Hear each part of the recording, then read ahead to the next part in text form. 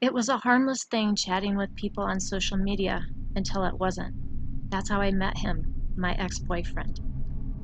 He seemed to be a nice guy, always liking what I post and saying hi to me in live streams.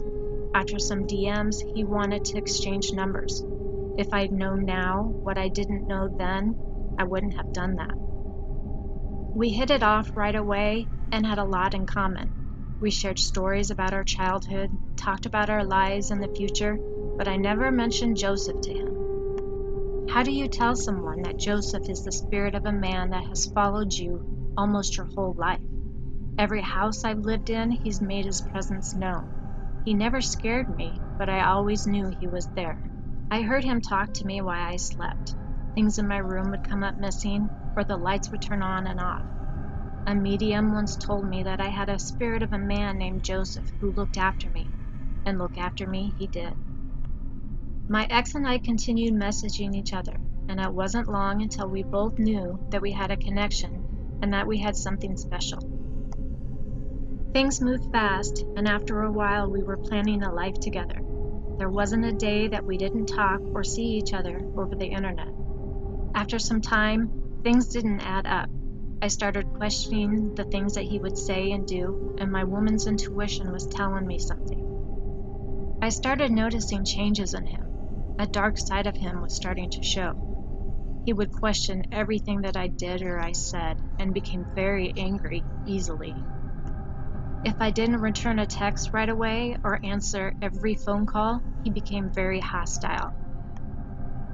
When I would question him about anything he did, he would turn into this dark, almost violent person. Nothing like the man he showed me when we first started to talk. I decided to end it. I told him I couldn't do this anymore and that he was starting to scare me. That's when things became serious. He would threaten me and threaten the people in my life. I ignored him, and after about a week, I didn't hear from him again. I thought it was over, but that night happened. I had gone to bed around 11 o'clock and had just fallen asleep when I heard it, my name being whispered in my ear. At first I thought I was dreaming, but then I heard it again, and I felt somebody sit on the bed next to me. I turned to look and I started to scream, but he put his hand over my mouth. It was him, in my house, in my bedroom, inches away from me. I couldn't understand what I was seeing or what was going on. He lived over 900 miles away. How could he be in my house?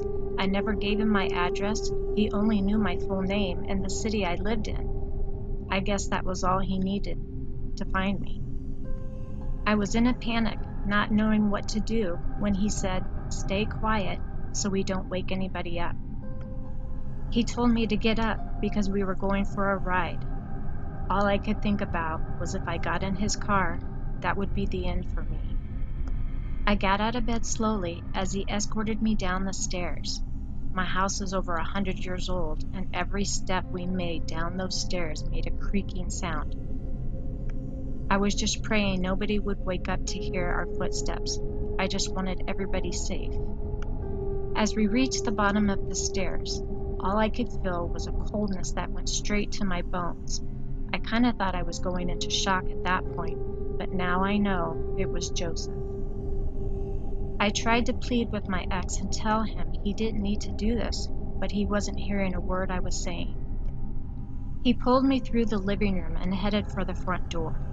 As we reached the doorknob, I felt a blast of air and he went flying to the ground.